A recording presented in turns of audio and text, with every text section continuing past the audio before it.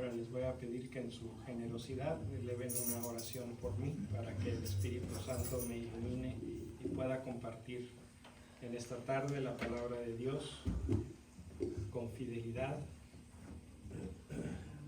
Padre Santo, esta noche te ponemos a tu hijo Guillermo para que le pongas en él todo el mensaje que tú nos quieres dar este día, Señor. Abre nuestros corazones, nuestros pensamientos, abre toda nuestra inteligencia para poder recibir ese mensaje de tu palabra a través de él. Te lo pedimos en el nombre de nuestro Señor Jesucristo. Amén. Amén. Muchas gracias. Gracias. Este martes que viene es día 15 de agosto, todo el día. Y la iglesia el 15 de agosto celebra la solemnidad de la Asunción de la Santísima Virgen María. Entonces, queremos esta tarde reflexionar un poquito acerca de qué es eso de la Asunción y qué significa para nosotros, por qué es importante para nosotros. ¿Quién se acuerda que celebramos el día de la Asunción? Pues era la muerte y elevada al cielo de la Virgen María, que se fue al cielo ese día. Se fue al cielo con una diferencia de los demás. ¿Cuál? En cuerpo y alma. En cuerpo y alma, exactamente. Celebramos que al final de su vida, ¿verdad? La opinión prevalente en Occidente es que la Virgen no murió técnicamente, sino que al final de su vida simplemente hizo una transición o un tránsito. ¿Sabe por qué algunas personas se llaman tránsito? No porque estamos... El tránsito de María. El tránsito de María de esta vida a la otra. No porque son agentes de tránsito, ¿no? Ese nombre lo que honra es el tránsito de María de esta vida a la otra. Esa es la opinión prevalente en Occidente. En Oriente, como doña José nos decía, la opinión prevalente es que María técnicamente murió y su cuerpo y su alma fueron glorificados y llevadas al cielo, a la presencia de Dios para siempre. Entonces, sí, efectivamente eso es lo que celebramos. ¿Y cuál es la diferencia entre la asunción de María y la ascensión del Señor Jesús? Que el Señor ascendió por su propio poder. Exacto. Y la Virgen no. Ok, muy bien. El Señor ascendió por su propio poder porque el Señor Jesús es Dios. Dios. ¿Y la Virgen María? No. No. Tuvo que ser llevada a la presencia de Dios porque la Virgen María es una persona, un ser humano como nosotros, muy favorecida, más favorecida que cualquier otra persona, pero sigue siendo una persona humana sin una naturaleza divina. Jesús es una persona humana, pero que en su persona tiene dos naturalezas. Técnicamente es una persona divina con dos naturalezas, la divina y la humana. Verdadero Dios y verdadero hombre. María es verdadera mujer, muy agraciada, muy favorecida. La Iglesia ha celebrado con la intuición de la fe esta fiesta prácticamente desde el principio. Hay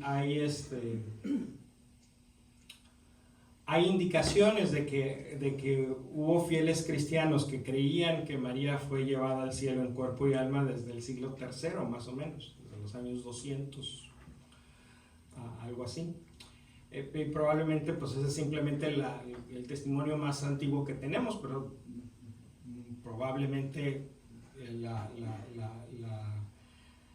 la doctrina, la creencia es incluso anterior a esa, puede ser incluso el tiempo de los apóstoles. Sin embargo, esto no fue definido por la Iglesia como un dogma hasta el año 1950. Muy reciente. En tiempos de la Iglesia, eso fue ayer. Hace 73 años. Nada más. ¿Por qué? Porque la iglesia todavía estaba formulando exactamente qué es lo que creemos, qué sí pertenece al dogma y qué no pertenece al dogma. Por ejemplo, este detalle de que si María murió o no murió, obviamente hay diferencias de opinión en la iglesia. Occidente piensa de una manera, Oriente piensa de otra manera. Entonces esto no puede ser parte del dogma, porque un dogma es algo que Dios revela, es algo que Dios nos ha revelado y que nos lo ha revelado como algo que necesitamos creer para salvarnos. Entonces no puede haber dos versiones del dogma. Entonces este asunto de que si María murió o no murió, pues no es parte del dogma. El dogma es nada más que al final de su vida fue llevada al cielo en cuerpo y alma, como quiera que sea que haya sido el final de su vida. El Papa Pío XII definió este dogma en una constitución apostólica que tiene un nombre muy extraño. A ver si no lo pronuncio mal, pero el nombre del documento es Munificentissimus Deus. Munificentísimo, Dios munificentísimo. ¿Qué quiere decir munificentísimo? Una persona que es munificente es una persona que es generosa al grado de la exageración. Que incluso pudieras decir, esto ya está en el límite del despilfarro. ¿Sí? Es una persona generosa al grado casi de ser despilfarrada. Y lo que quiere decir el título del documento, que como siempre ustedes saben son las primeras palabras del documento, pues es que Dios da su gracia en abundancia. Y Dios ha querido usar el ejemplo de Santa María de Nazaret como el ejemplo más claro, el ejemplo máximo de hasta dónde llega su gracia. Pero no porque Dios haga algo por María que sea nada más para María. Porque Dios hace lo que hace con María. Dios le da a María la gracia que le da, pero con el objetivo final de nuestra salvación de todos. María es en el último de los casos un elemento más, un elemento importantísimo de nuestra historia de la salvación. En ocasiones anteriores platicábamos que la iglesia nos enseña que es necesario creer 4 cosas acerca de la Virgen María. 4 cosas. Son 4 las que son mandatorias. Que María es la madre de Dios. Es la madre de Jesús, pues es la madre de Dios. La segunda, que María permaneció virgen antes, durante y después del parto de Jesús. La tercera, que María fue concebida desde el primer momento de su concepción sin la culpa del pecado original.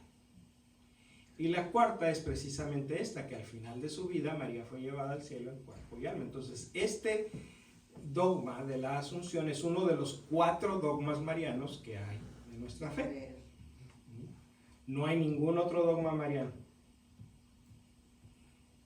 Que si la Virgen hizo tal milagro, no estamos obligados a creerlo. Que si la Virgen se apareció a no sé quién, no estamos obligados a creerlo.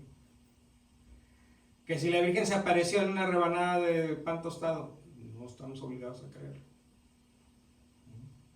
Obviamente todas estas cosas no están en la misma categoría, ¿verdad? Por ejemplo, nosotros, pues yo creo que todos los que estamos aquí somos profundamente devotos de la Virgen de Guadalupe y creemos que se le apareció a nuestro padre en la fe, Juan Diego, y que le dejó su imagen hermosa. Para muchos de nosotros ese es un pilar de nuestra fe. Pero la iglesia no nos obliga a creerlo. Si alguien dice, no, es que yo no puedo creer esto, a mí me parece que son puras patrañas. Ok. Yo creo de una manera, tú crees de otra, y en la iglesia cabemos todos, como dice el Papa Francisco. Con que estemos de acuerdo en estas 4 cosas, eso lo hacemos. En lo demás podemos tener diferencia de opinión, pero en estas 4 cosas no. En estas 4 cosas tenemos que tener la unidad de la fe. ¿Ok? ¿Sí, vamos bien? ¿Sí está claro eso? Entonces, no es que se le esté quitando importancia o faltando al respeto al hecho guadalupano. Es que lo estamos poniendo en su lugar y en su contexto. ¿Verdad? Y la iglesia no nos obliga a creer en las apariciones de Guadalupe, pero nos permite, o sea, están aprobadas por la iglesia. Hay muchas otras apariciones que no están aprobadas por la iglesia, que la iglesia todavía no nos ha dado permiso de creer que la Virgen se apareció ahí o se apareció allá. La iglesia todavía no ha terminado de discernir si sí o si no. O en algunos casos ya terminó de discernir y el discernimiento fue que no, que esto no es un evento sobrenatural de la Virgen.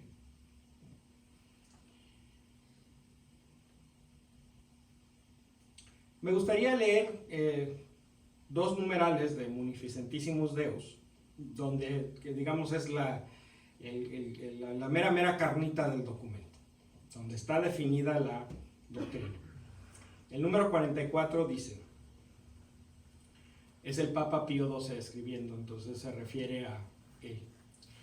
Después de elevar a Dios muchas y reiteradas preces e invocar la luz del Espíritu de la verdad para gloria de Dios omnipotente, que otorgó a la Virgen María su peculiar benevolencia, para honor de su Hijo, Rey inmortal de los siglos y vencedor del pecado y de la muerte, para acrecentar la gloria de esta misma augusta Madre y para gozo y alegría de toda la Iglesia, por autoridad de nuestro Señor Jesucristo, de los bienaventurados apóstoles Pedro y Pablo, y por la nuestra, pronunciamos, declaramos y definimos ser dogma de revelación divina, que la Inmaculada Madre de Dios, siempre Virgen María, cumplido el curso de su vida terrena, fue asunta en cuerpo y alma a la gloria celeste. Entonces, fíjense cómo el lenguaje de la iglesia es un lenguaje muy formal. Tiene que tocar todos los puntos. Y es interesante ver que para definir este 4º dogma, el Papa inmediatamente antes menciona los otros 3. Porque dice, definimos ser dogma de revelación divina que la Inmaculada Madre de Dios, Inmaculada Madre de Dios, siempre Virgen María, cumplido el curso de su vida terrena, fue asunta en cuerpo y alma a la gloria celeste. La Iglesia Católica siempre va a ser muy precisa en sus definiciones.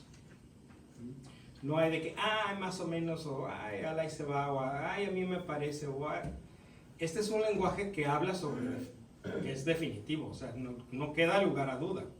Esto es lo que el Papa Pío XII quiso decir, ¿verdad? Que esta doctrina de la Asunción de María es un dogma de revelación divina, es decir, es algo que Dios nos ha revelado y que es necesario para nuestra salvación. Pero la iglesia, para bien o para mal, ha dejado un poco, después de este tiempo, un refuerzo que la iglesia siempre hacía en los documentos oficiales de la iglesia, por medio de decir lo mismo pero en forma negativa, indicar que esto es así y si no, estás out. El 45 dice, por eso, si alguno, lo que Dios no quiera, os hace negar o poner en duda voluntariamente lo que por nosotros ha sido definido, sepa que ha caído de la fe divina y católica. Es decir, no solamente está en la doctrina en positivo, sino también, y si no lo crees, estás fuera. Nadie te está corriendo, tú solo te estás poniendo fuera.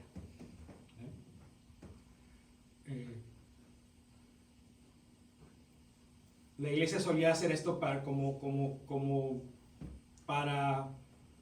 asegurar que todos entendiéramos. Esto es así, y si no lo crees, estás fuera.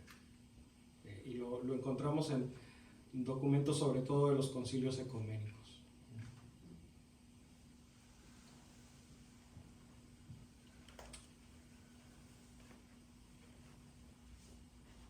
¿Por qué es importante?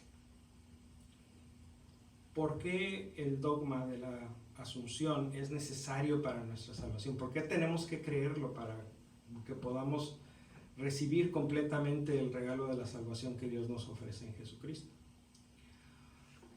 Bueno, porque estos dos dogmas más recientes, la Inmaculada Concepción y la Asunción, tienen algo o están íntimamente relacionados con nuestra propia historia de la salvación. Dios hizo con la Virgen algo de un modo particular y muy especial que solamente lo hizo con la Virgen. Pero ese algo también es para nosotros. El día de su concepción, el día que la Virgen fue concebida en el seno de Santa Ana, después de que ella y Joaquín tuvieron relaciones conyugales y concibieron a la Virgen María, en ese momento de su concepción, Dios la preservó de toda culpa del pecado original. Eso nada más lo ha hecho Dios con la Virgen, con nadie más. Pero con todos nosotros, el día de nuestro bautismo, Dios eliminó todas las culpas y consecuencias del pecado original. Entonces, al final de cuentas, aunque es de modo muy diferente, el resultado de nuestro bautismo es equivalente a la gracia de la Inmaculada Concepción. Porque de hecho María es una de nosotros. Y María no fue concebida inmaculadamente por sí misma, por su propio poder.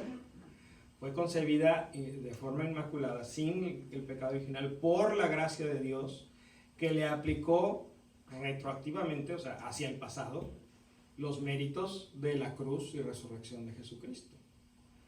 Nada más la cruz y resurrección de Jesucristo nos salva, incluida a María. Lo que pasa es que Dios le aplicó a ella los efectos de esta salvación hacia el pasado, porque Dios es el Señor del tiempo.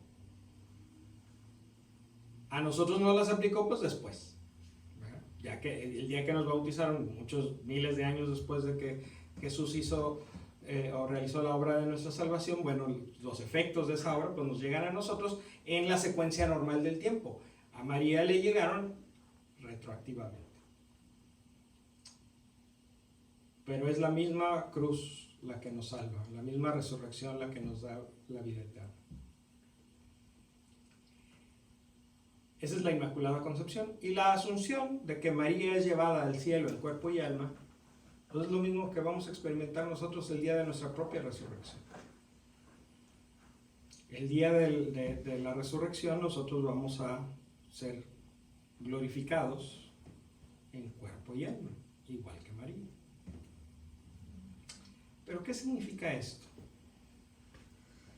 Significa que María en el cielo está de alguna manera diferente de la de los demás santos, de los demás redimidos. La verdad de las cosas es que el cielo,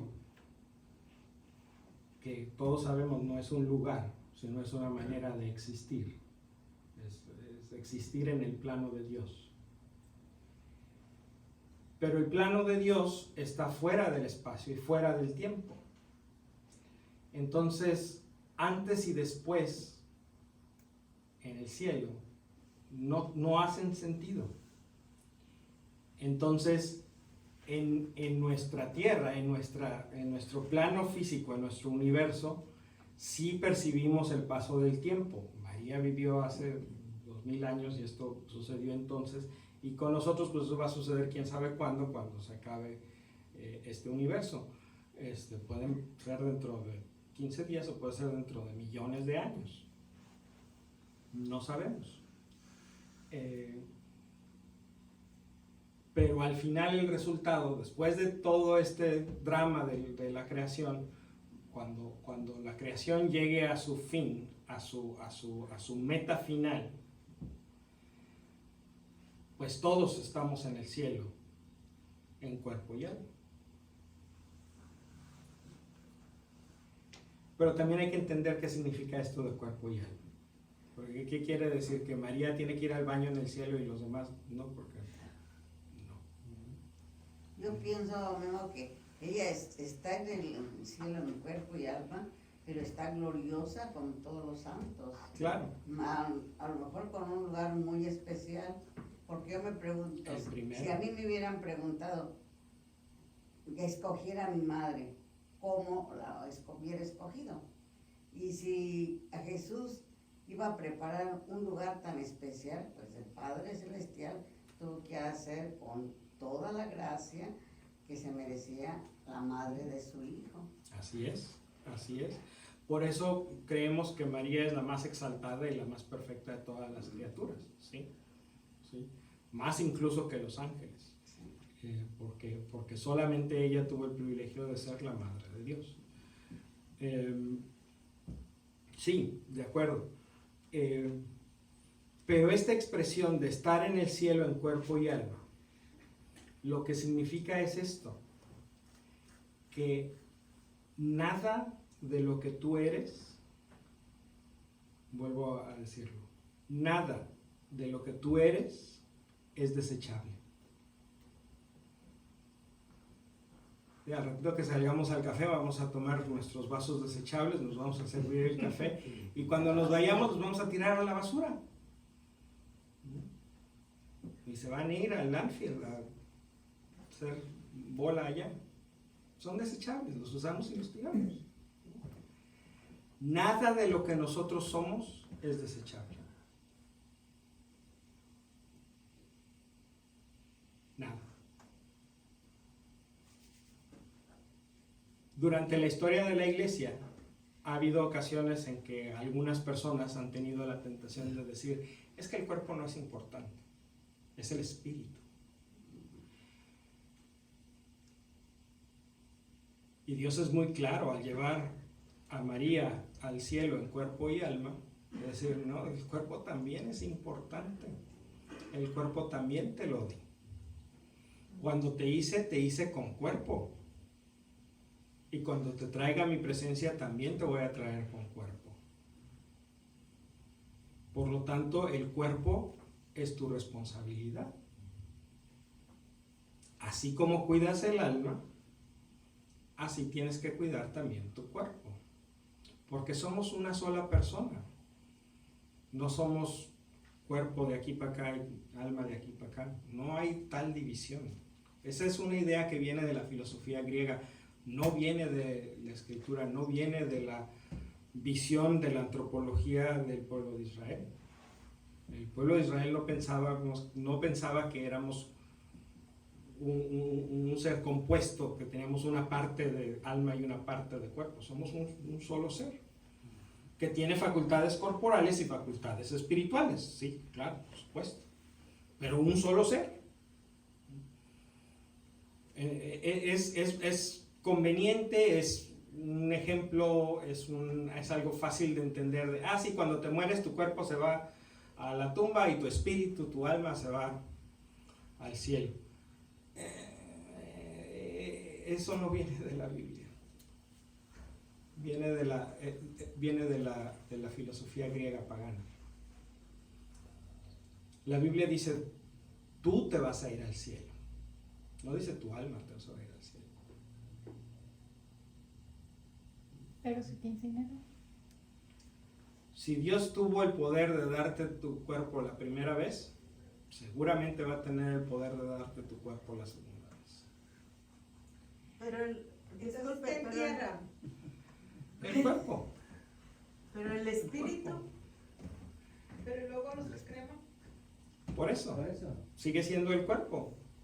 Bueno, eso esperamos, porque la verdad es que yo he escuchado historias de horror del crematorio de que o sea, están echando los cuerpos y están sacando cenizas y nunca se ponen a averiguar cuáles son de cada quien. Adelante, bienvenidos.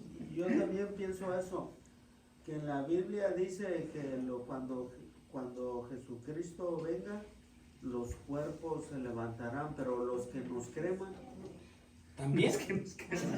porque pasa lo siguiente, incluso aunque no te ese crean, día las cenizas se levantarán. sí, O sea, pero ahí va. Mi compadre nos puede platicar porque recientemente exhumaron a sus papás. A final de cuentas, aunque te entierren completo, te conviertes en cenizas. no, pero quedas en cuerpo ahí. No, No, no, No, sí. no. No. Durará unos 10, polvo. 20 años cuando mucho. El cuerpo se deshace. El cuerpo se deshace. Pero ahí está tu cuerpo entero. No, o sea, llegan los gusanos y se Así- comen lo que así- eras y se van y lo hacen No, popó sí, en otras sí, partes. pero ahí está tu cuerpo, así como quedó ahí. No está. Llega el gusano y te come y va y se hace popó a 3 cuadras de ahí. Allá está tu cuerpo ahora, parte de tu cuerpo. Bueno, cada quien su pues, entonces. O sea, no es diferente lo que pasa con el cuerpo si se entierra completo que lo que pasa con el cuerpo si se crema primero y se entierran las cenizas. Pero en la Biblia dice resultado de que final. sí nos pueden quemar.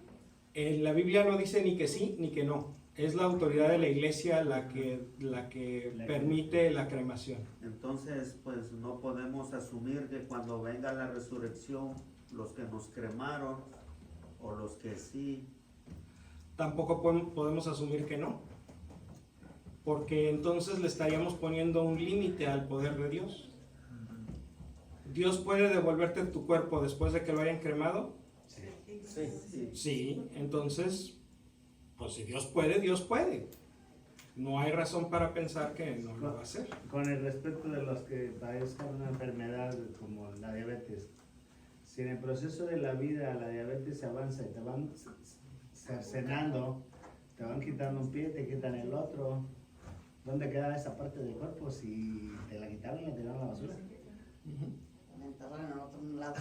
Y al final acabaron enterrando un pedacito de un torso o algo.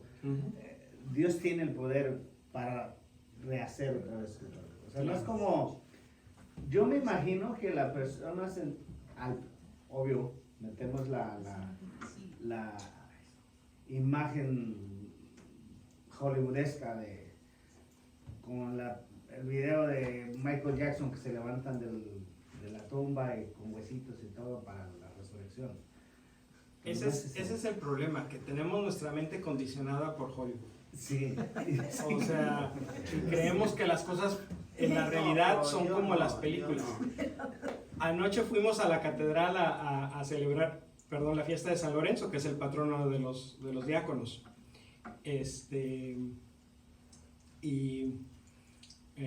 Pues estábamos varios diáconos, casi 200 diáconos de la arquidiócesis, creo que nunca había visto tantos para esta ocasión, para la ocasión de San Lorenzo.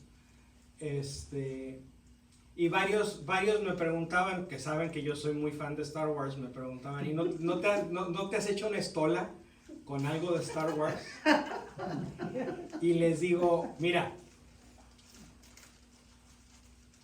la respuesta es que no, eso está un poquito más allá de mi límite, y eso ustedes me conocen, mis límites son muy extensos, pero eso está un poquito más allá de mi límite.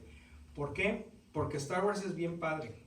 Hay muchas cosas que Star Wars nos enseña sobre la vida y sobre nuestro camino espiritual que son muy fáciles de entender con una historia como Star Wars. Pero sigue siendo fantasía. Sigue siendo un cuento. Sigue siendo un invento, una historia que no es real. Y nuestra fe es real. Entonces, el mezclar un símbolo de la fantasía con la realidad más real que tengo, que es mi fe, pues confunde, es como un poquito de contradicción.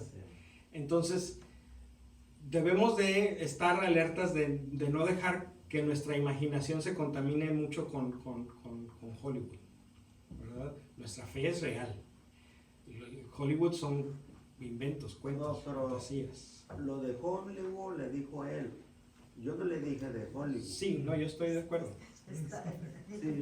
Yo lo que estoy diciendo En la Biblia dicen que cuando venga Jesucristo, todos los muertos resucitarán Resucitarán, sí. o resucitarán. Pero entonces los que nos creman También. se hacen cenizas porque en la Biblia, como usted dice, no dice que los que dice polvo serás. Exacto. El que nos entierran, sí, nos volvemos polvo. Pero es nada más como si adelantaran el Y- proceso de convertirte en ceniza. Exacto, y las cenizas también son polvo. Pero es por un ser humano, no es por Por real. eso. Natural. A ver, pero déjame hacer esta pregunta. ¿Cuál es la diferencia entre el polvo y la ceniza?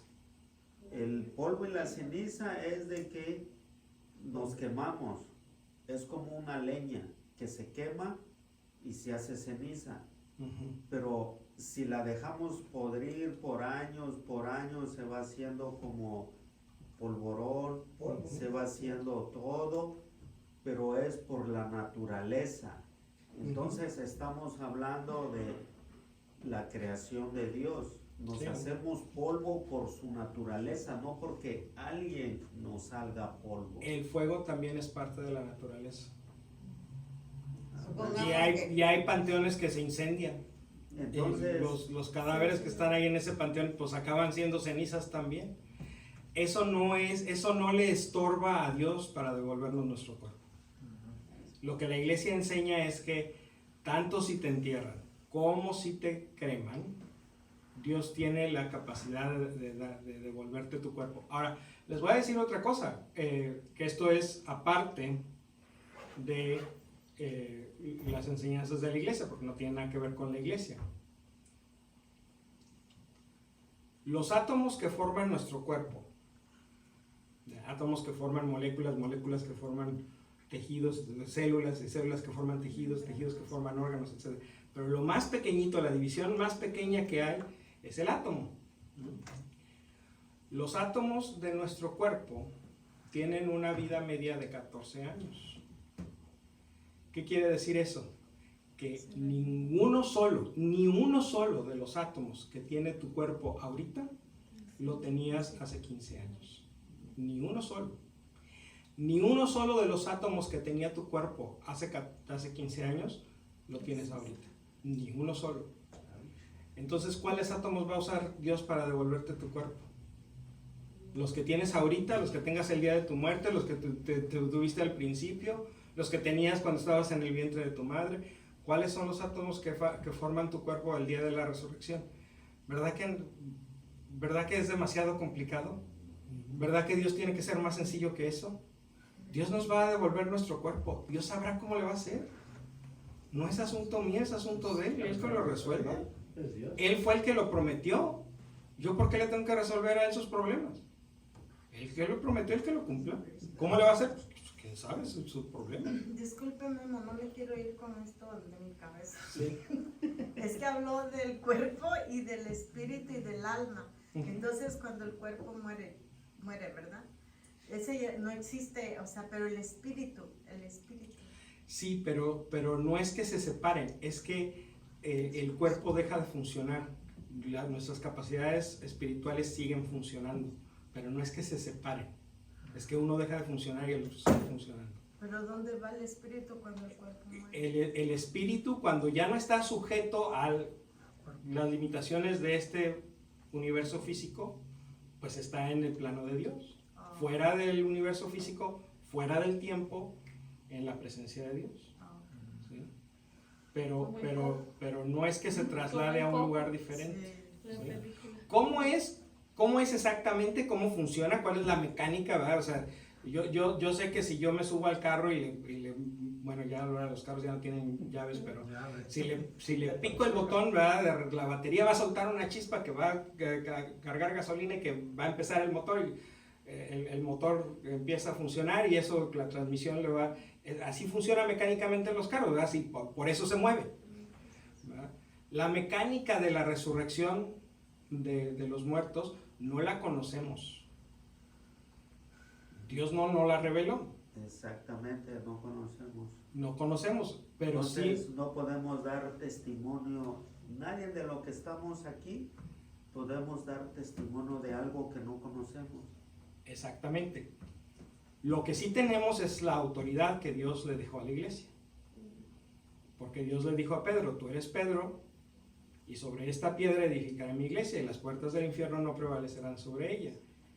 Y lo que tú ates en la tierra quedará atado en el cielo, y lo que tú desates en la tierra quedará desatado en el cielo. O sea, Dios no nos quiso revelar todos los detalles de toda la mecánica, de todas las cosas que van a pasar y que van a suceder, porque no las necesitamos para salvarnos. Nosotros no necesitamos saber cómo le va a hacer Dios para resucitar nuestro cuerpo, nomás necesitamos saber que lo va a hacer, ¿verdad?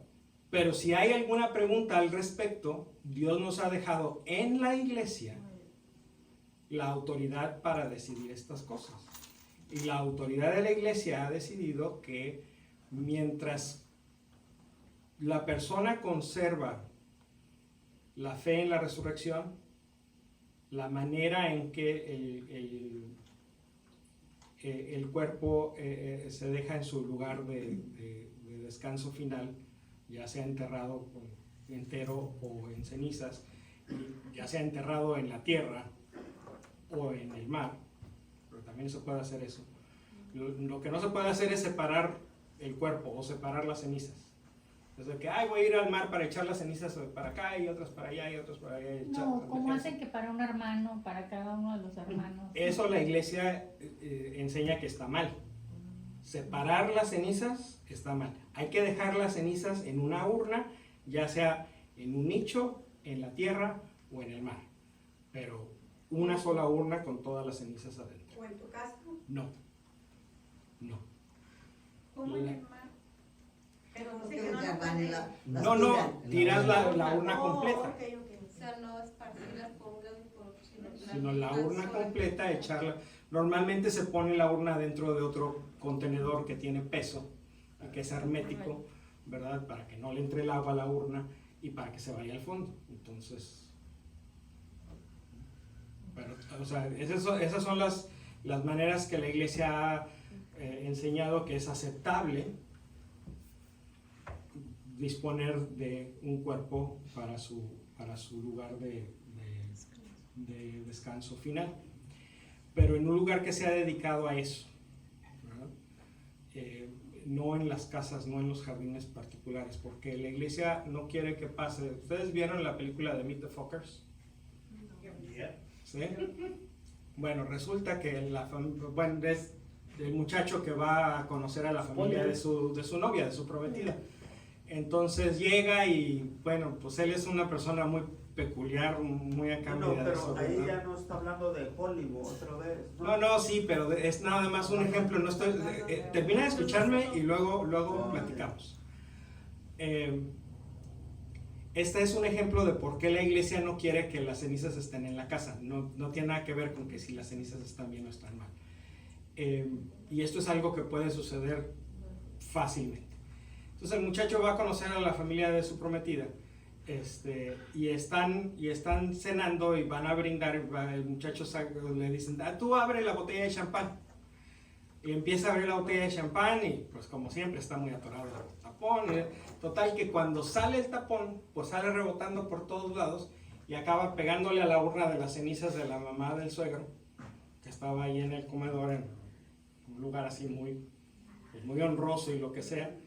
Acaba pegando y se cae y se parte y se salen las cenizas por todos lados. Esa es una manera cómica de verlo. Pero los accidentes pasan.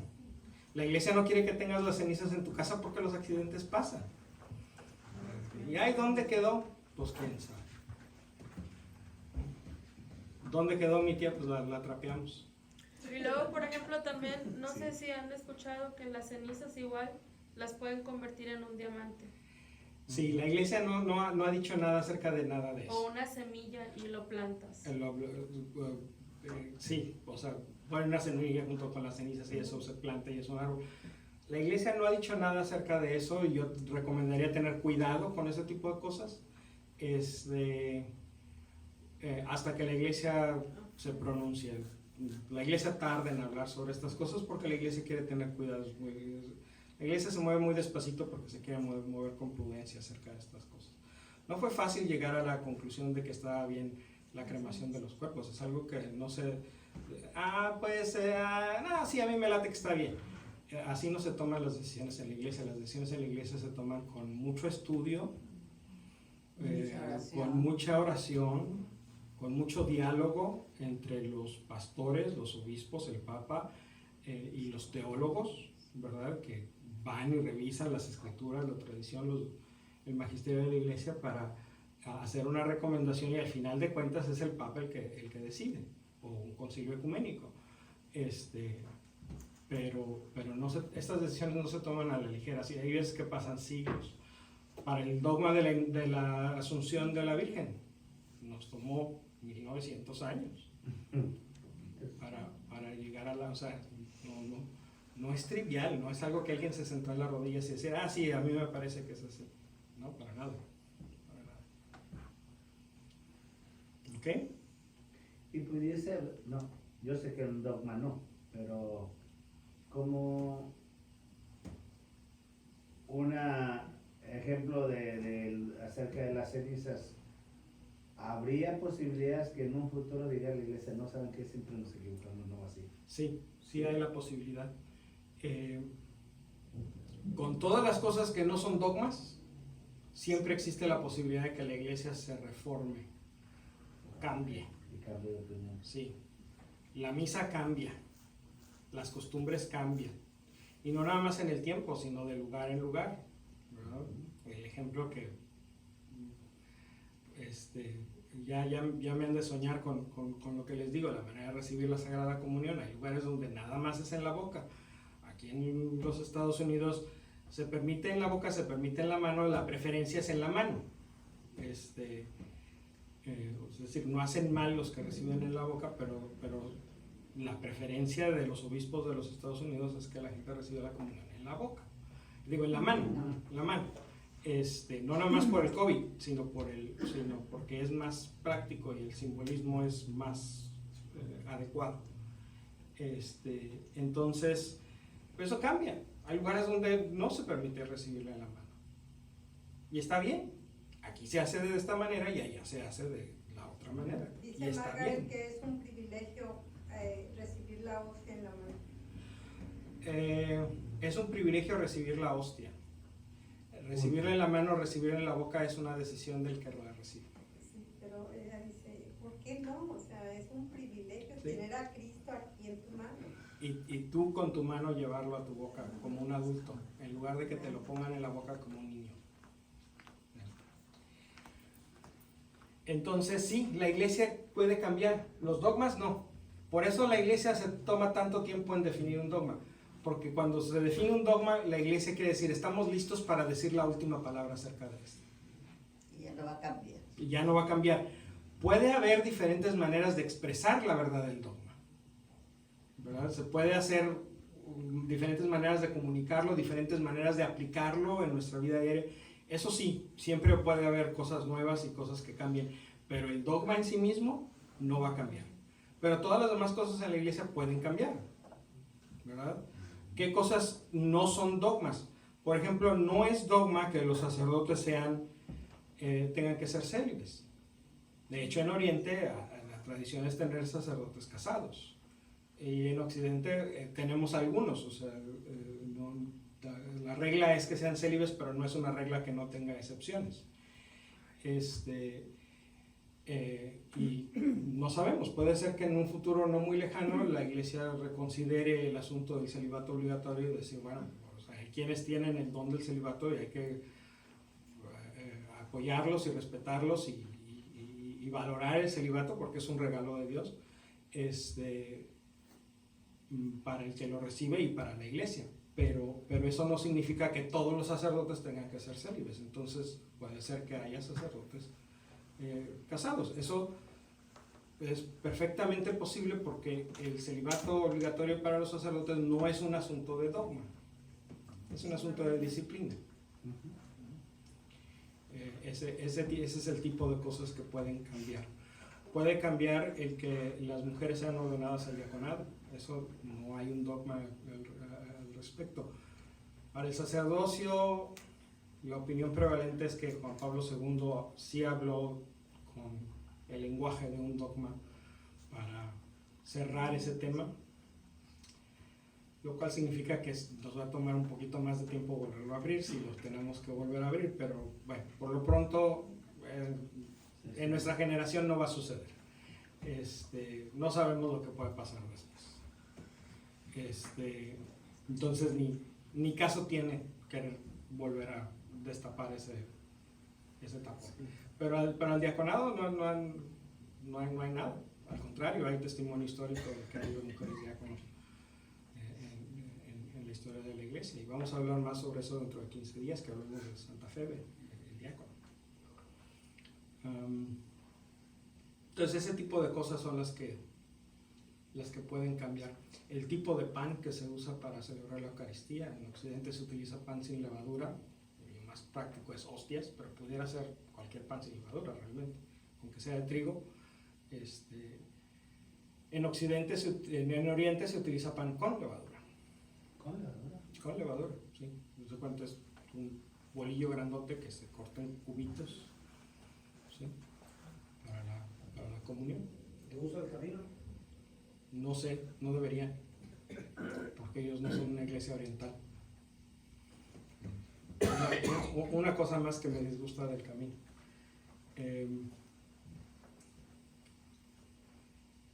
Pero bueno, no es un dogma, entonces si recibieron un permiso especial o whatever, pues adelante. Hay muchas cosas que nosotros pensamos que pueden ser dogmas. Por ejemplo, la iglesia mucho tiempo tuvo esta idea de que, o pensó que existía este asunto de la guerra justa. ¿Cuándo es justo hacer la guerra? Y la iglesia ha llegado a la conclusión de que no hay ninguna situación justa en la que la respuesta correcta sea hacer la guerra. Igual la pena de muerte. La iglesia incluso llegó a aplicar la pena de muerte contra los herejes. La iglesia ahora ha reconocido que no hay ninguna circunstancia en la que la pena de muerte es moralmente aceptable. Entonces, las enseñanzas de la iglesia que no son dogmáticas cambian, tanto en doctrina como en moral.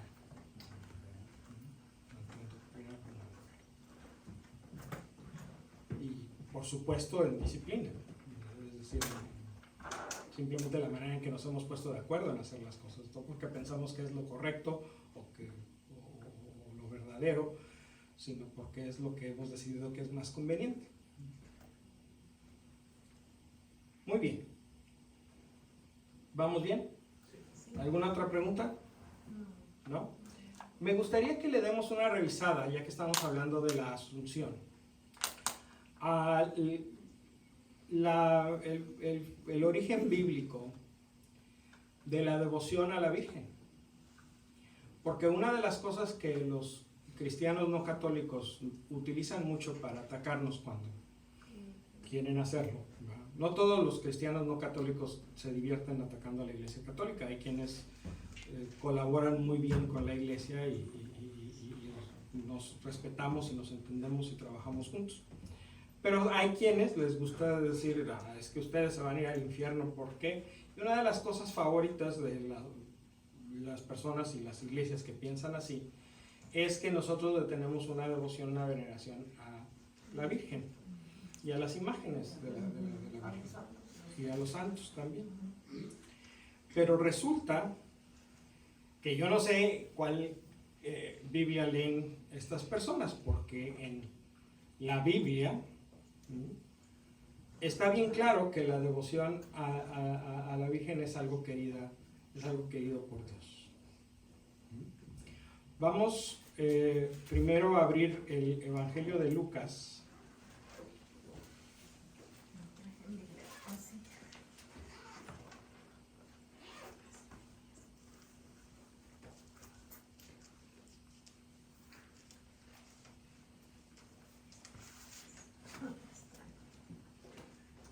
Evangelio de Lucas, capítulo 1, versos del 46 al 48.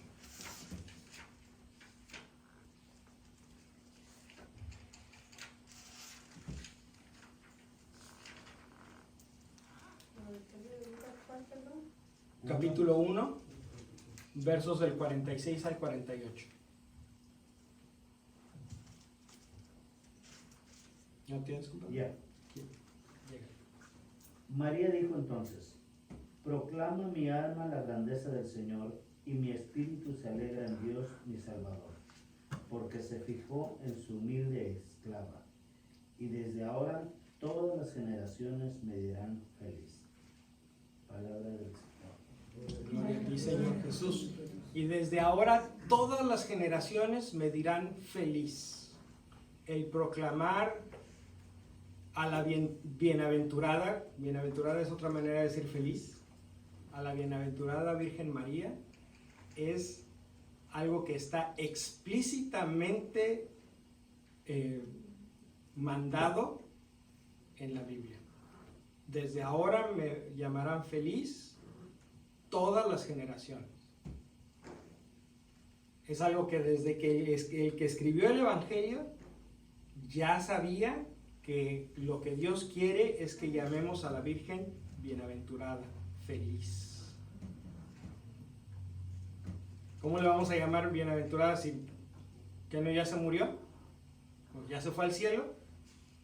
No importa. Dice todas las generaciones. Todas. Aunque ya esté en el cielo, le seguimos diciendo la bienaventurada siempre Virgen María, la Madre de Dios. Entonces, el decir que el tenerle devoción a la Virgen no es bíblico, pues la verdad es que hay que revisar qué Biblia están leyendo, porque a lo mejor les mocharon páginas. O alguna manera en que ellos pudieran traducir esa palabra bienaventurada diferente. No,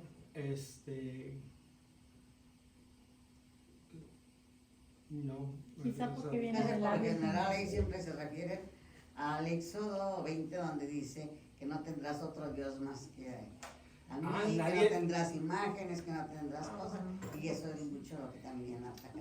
Sí, y en Éxodo creo que 22, Dios manda a Moisés construir los querubines para adornar el arca.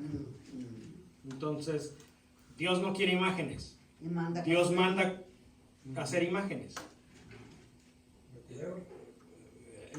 La serpiente, ¿verdad? Que le dice a Moisés, haz una imagen de una serpiente y ponla ahí para que el que la vea se cure de la mordida de las serpientes. O sea, es la imagen de una un serpiente. animal, no un ángel, ni un... Entonces, ese asunto de que Dios está en contra de todas las imágenes no es tan cierto. Hay que entender las cosas en su contexto. La prohibición de las imágenes es imágenes que compitan con Dios. Imágenes que quieran domesticar a Dios. El problema, por ejemplo, del becerro de oro.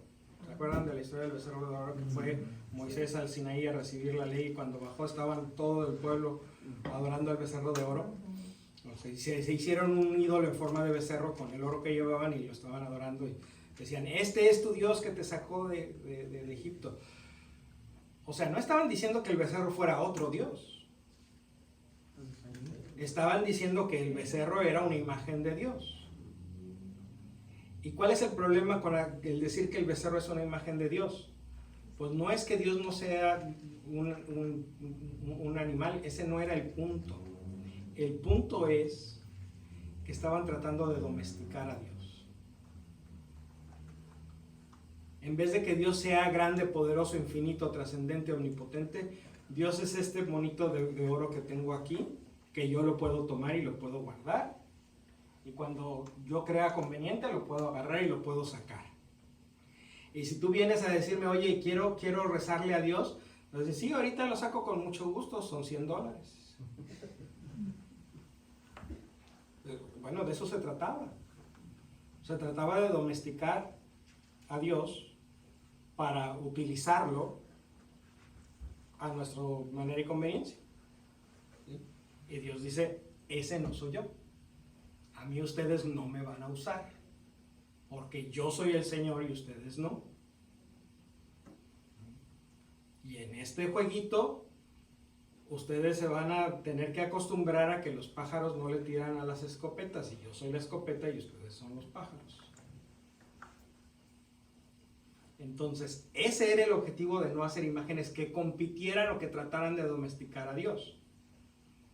El problema no era con las imágenes en general. Y la imagen de María o de los santos no debería de competir con Dios, porque no son Dios. Aunque hay gente que a veces que desde afuera parece que están un poco confundidos con quién es quién y cuándo es cuándo. Pero ese es otro asunto. Eso es nada más necesidad de una mejor catequesis. Pero la verdad de las cosas es que la imagen de María nunca pretende ser una imagen de Dios. Ni la imagen de los santos tampoco nunca pretende ser la imagen de Dios. Hay imágenes de Jesucristo, que es la imagen de Dios hecho hombre, sí, pero eso es porque Dios primero tomó la decisión de hacerse hombre. O sea, no fuimos nosotros los que obligamos a Dios a hacerse hombre, fue Dios quien decidió hacerse hombre. Pero una vez hecho hombre, pues también se puede hacer su imagen.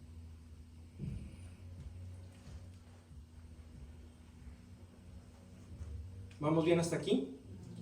Ok, ahora abran su Biblia en el libro del Apocalipsis, el último libro, en el capítulo 12.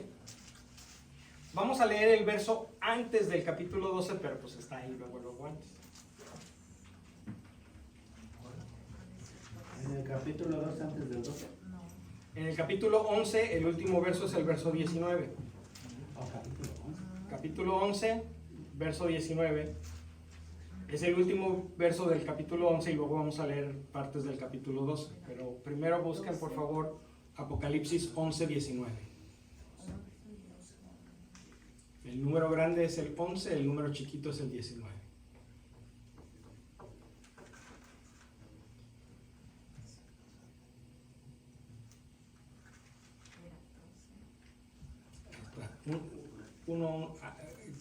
Si ahí está el 12, ahí lo dejamos. Y el numerito 19, ¿ya lo encontraron? A ver, ¿qué dice Marta? No, voy a ponérmelo en mente. Ok. A ver.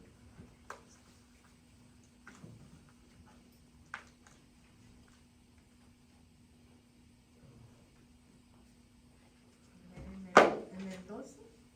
En el capítulo 11, verso 19.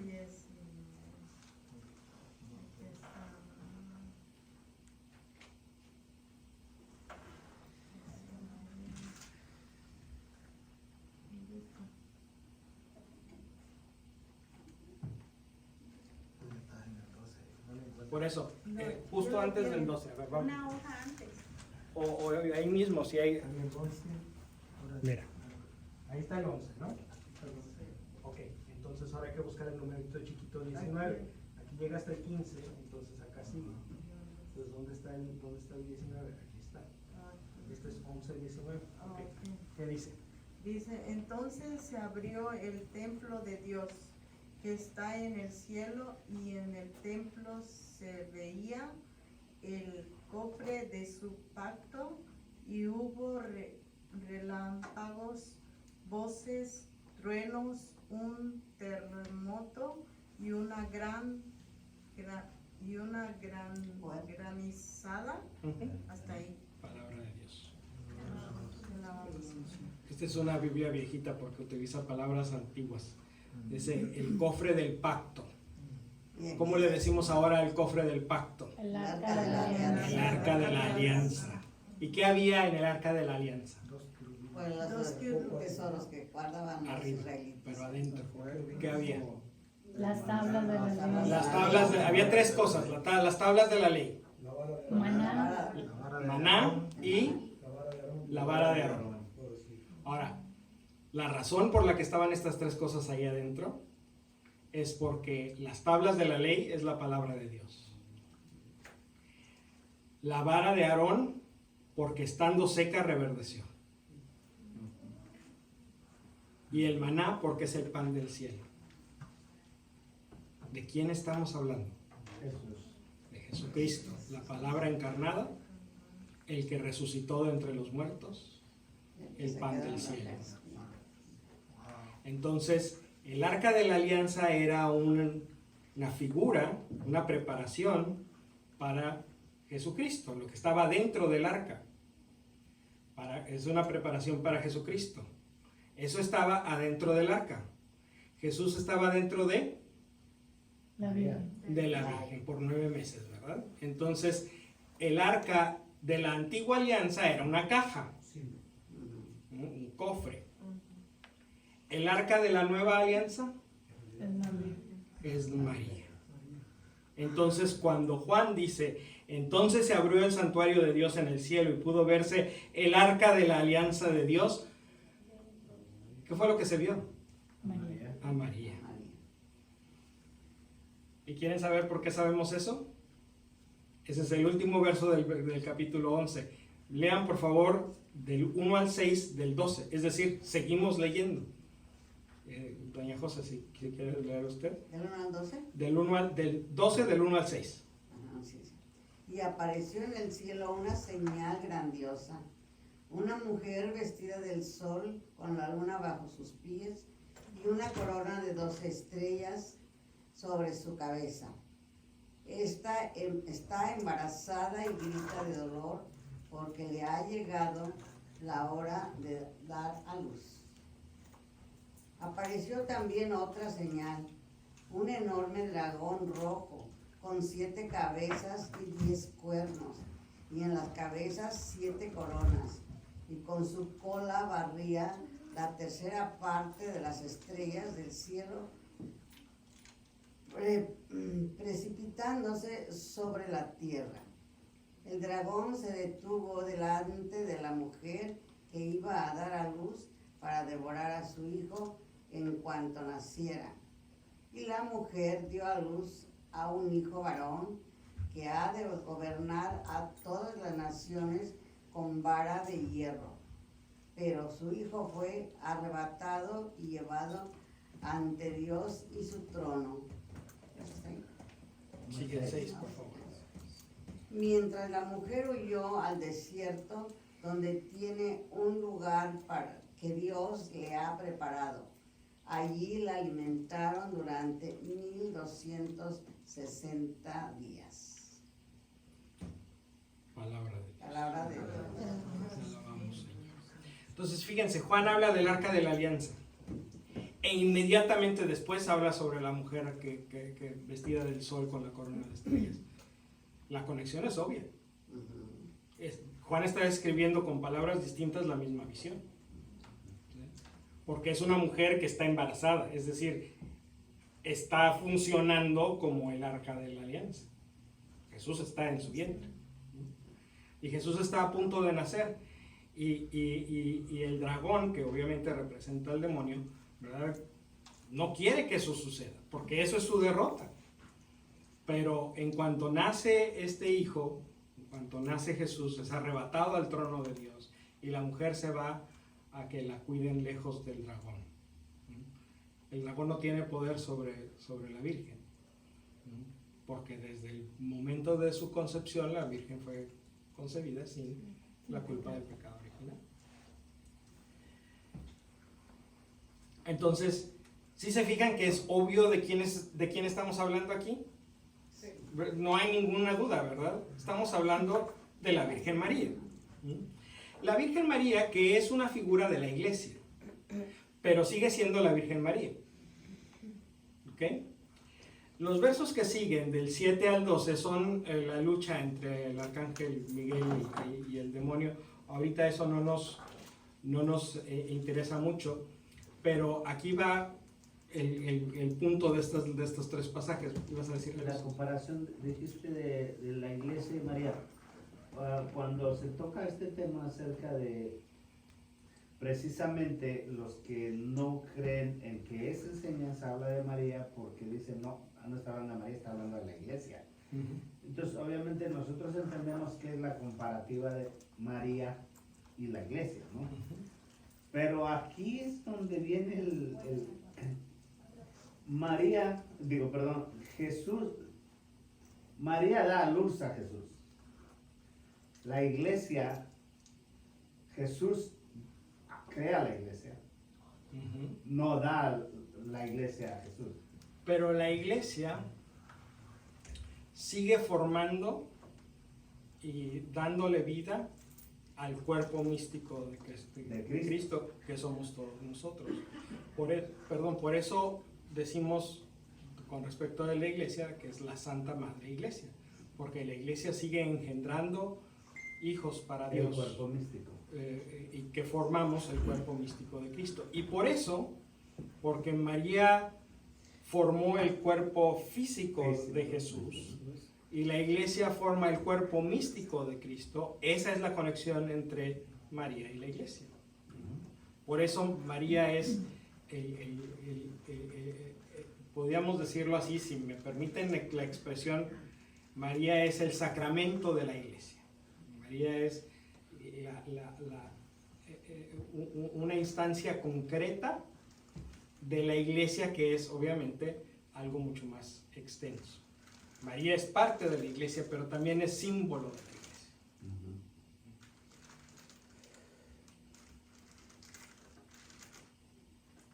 Y tienes razón, algunas personas que cayeron en la cuenta que su Biblia sí habla sobre una mujer y dicen, pero es que es la iglesia. Yo preguntaría, ¿cuál iglesia? ¿Cómo tratan estas personas a su iglesia? Porque, vamos a ver, seguimos en el capítulo 12, pero ahora vamos del 13 al 17. ¿Alguien más que la traiga por ahí? Que nos quiera ayudar. Marta, sí, adelante. ¿13 qué? 13 al 17, o sea, hasta que se acabe el capítulo.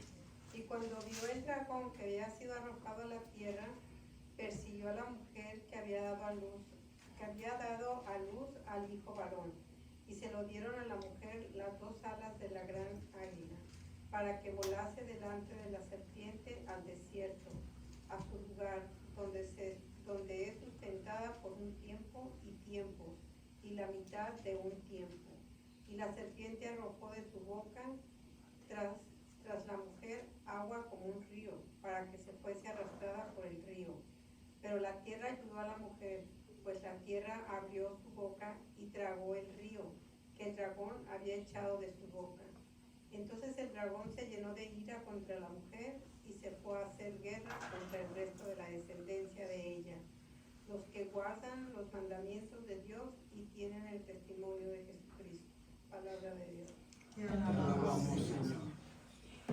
Entonces esta mujer no nada más es madre del varón, esta mujer tiene más hijos. ¿Y cuáles son esos hijos? Los que observan el mandamiento de Dios y tienen el mensaje de Jesús. O sea, nosotros. Y nosotros, como parte de la tierra en la que vivimos, salimos a la ayuda y a la defensa de la mujer.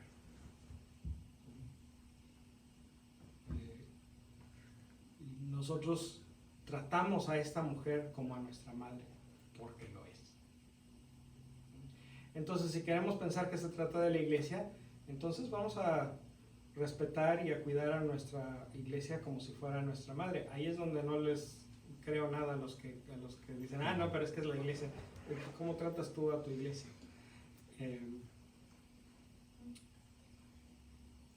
Y si es María, bueno, pues entonces también somos hijos de María. Y la verdad es que esta mujer representa a ambas. Representa a María en particular, pero también representa a la iglesia. Y por eso nosotros nos sabemos hijos de María, que es nuestra madre, e hijos de la iglesia, que también es nuestra madre. ¿Cuántas madres tenemos? Madre solo hay Solo hay una. Entonces, si María es nuestra madre y la iglesia es nuestra madre, pues no es que son dos cosas completamente separadas, es que hay una relación muy fuerte entre María y la iglesia.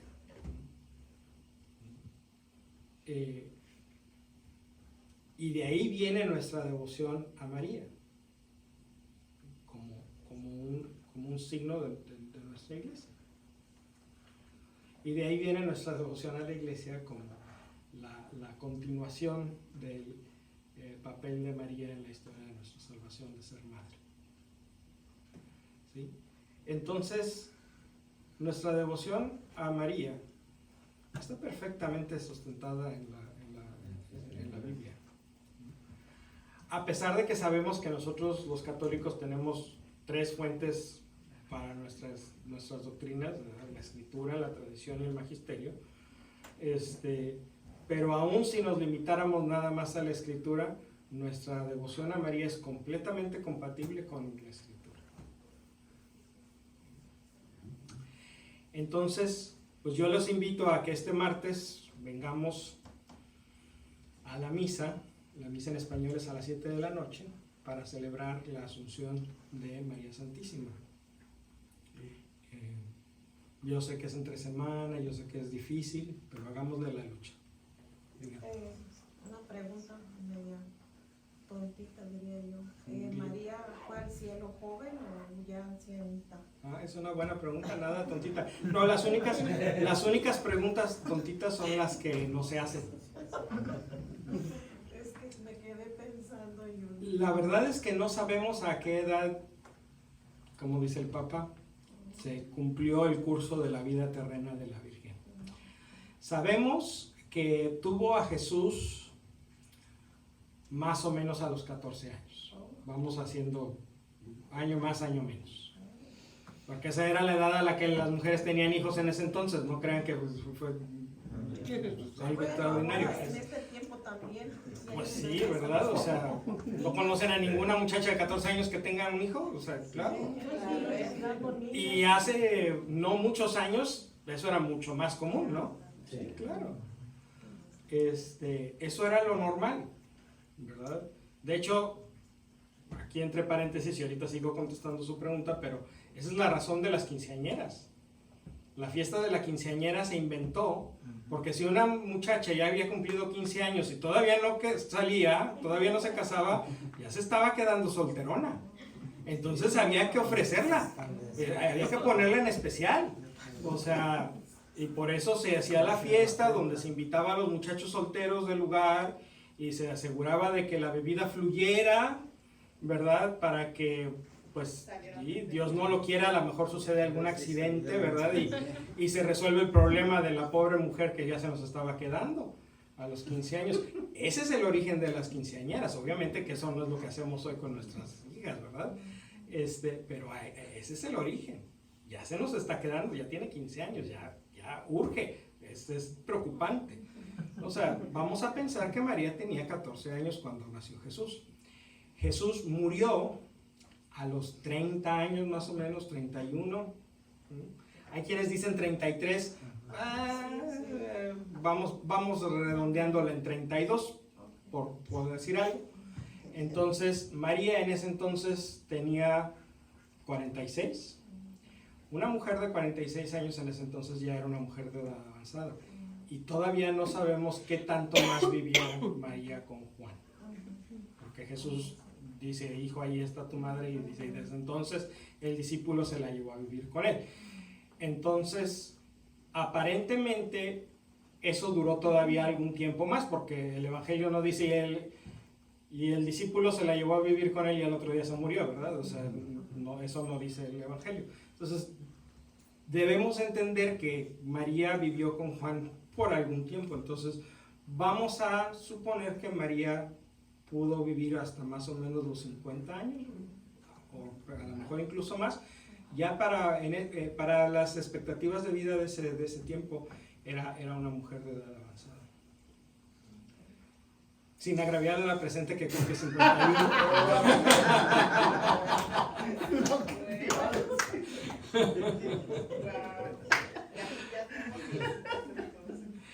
No, pues sí, o sea, pero bueno, es que esa es la maravilla de la medicina moderna. Ahora una persona, hombre o mujer de 50 años, es una persona joven. Chamaquísima. Las de 70, ¿verdad, señora? Si yo que tengo 85 me siento joven. Exacto, o sea, ahí está. Pero esa es una bendición que tenemos los que vivimos en este tiempo. En ese entonces era otra cosa diferente. Entonces, pues vamos a pensar que por lo menos vivió 50 años, lo cual era una muy buena longevidad para ese tiempo. Pero creo que la pregunta es más complicada. O bueno, a mí se me ocurre más complicada. Que Si eres asunto en cuerpo y alma, ¿qué cuerpo es el que tienes? ¿El de los 12 años, el de los 15 años, el de los 30 años? Lo único que significa, o sea, aquí volvemos a lo mismo que queremos reducir a nuestra experiencia, a lo que está más allá de nuestra experiencia. Sí. Nadie ha visto cómo es esto. Ah, ok. Y como vemos, María se presenta con diferentes fisionomías y de diferentes edades. Entonces, el aspecto, ¿verdad?, físico de un cuerpo glorioso no necesariamente es algo que está fijo. Cuando Jesús se le apareció a los discípulos de Maús, que venían todos agüitados porque les habían matado a Jesús, no lo reconocieron. A pesar de que venían hablando sobre eso con el mismo Jesús, no lo reconocieron. ¿Qué quiere decir eso? Que el aspecto físico de Jesús después de la resurrección no necesariamente era el mismo que tenía antes de la resurrección. Un cuerpo glorificado funciona diferente que un cuerpo antes de la glorificación. Pero lo importante, el meollo del asunto es que todo lo que eres, el cuerpo y el alma, y el espíritu y la mente y el corazón, y todo lo que eres, está hecho para vivir para siempre. El diseño de Dios es que todo el ser humano viva para siempre.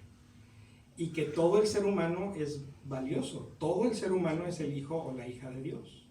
Entonces debemos de cuidar nuestro cuerpo, debemos de cuidar nuestra mente y debemos de cuidar nuestro espíritu.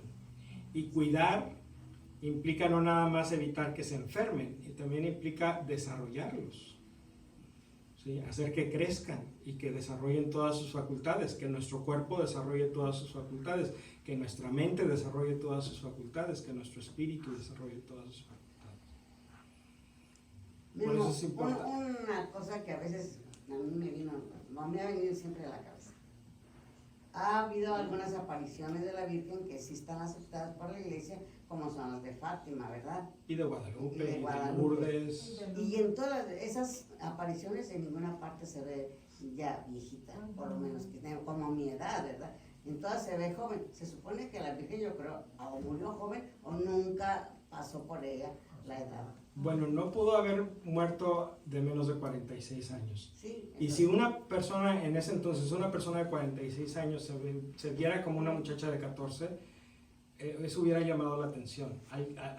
Alguien hubiera dejado algún testimonio de que "Oye, esta mujer pues, es muy rara porque no se hace vieja, y no tenemos tal". Más bien lo que yo me inclinaría a pensar es que independientemente de cómo se haya visto el cuerpo de la Virgen en el momento de su tránsito, la manera en que ella se manifiesta a nosotros en estas apariciones es una manera que ella, con la bendición de Dios, con la voluntad de Dios, elige para manifestarse. Y mayormente en ese sentido se manifiesta a través del tipo de la cultura. Nuestra cultura era una mujer mestiza, no es un rasgo de una niña, pero sí es el rasgo de una persona que va a dar a luz. De una muchacha adolescente Que va a dar a luz. Sí. Este es el promedio mismo que una persona ya estaba, una mujer ya era mujer. Bueno, la Exactamente. Exactamente. Sí. Las civilizaciones antiguas que tenían mucho la conciencia de que el cuerpo es importante. Por eso, cuando el cuerpo estaba listo para procrear, esa era la indicación de que ya se terminó la niñez y comienza la edad adulta. O sea, cuando las muchachas tenían su primera regla, bueno, ya dejaste de ser niña, ahora eres una mujer, y nos comportamos como tal. O sea, tú te comportas como mujer y los demás te tratamos como mujer. Ese era el punto, esa era la idea. Ponerle atención al cuerpo. Y eso es algo bonito. No podemos hacer eso exactamente igual porque pues, Las niñas ahora, para empezar, comienzan su regla mucho más temprano por tantas cochinadas que comemos. Y además, pues no las preparamos durante los primeros años de su vida, no las preparamos para que sean mujeres a los 11 años, ¿verdad? Entonces, no podemos seguir haciendo eso, pero necesitamos volver a conectarnos con nuestro cuerpo, no desentendernos de nuestro cuerpo. Ese es uno de los grandes mensajes de la Asunción, que nuestro cuerpo es importante. Mito, no me quiero quedar con esto, pues alguien digo, te pregunta, pero ¿dónde está María? ¿O en qué lado está? Usted me acordé del Salmo 45, ese es en el 10 dice, te alegra en tu palacio el son del arpa, hijas de reyes son tus amadas, una reina se sienta a tu derecha. Oro de Ofir en sus vestiduras luce. Palabra de Dios. Interesante la traducción de que está sentada a la derecha. El Salmo dice que está de pie a tu derecha. No sé por qué razón decidieron traducirla como sentada, pero la reina está de pie a la derecha del rey. Así, de pie a tu derecha está la reina.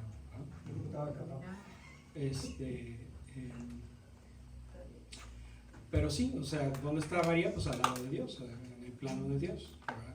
No es en un lugar o en otro de este universo, ¿verdad? Es en el plano de Dios que está más allá de nuestra realidad física. Bueno, muy bien. Pues vamos a terminar. Les invito a que nos pongamos de pie.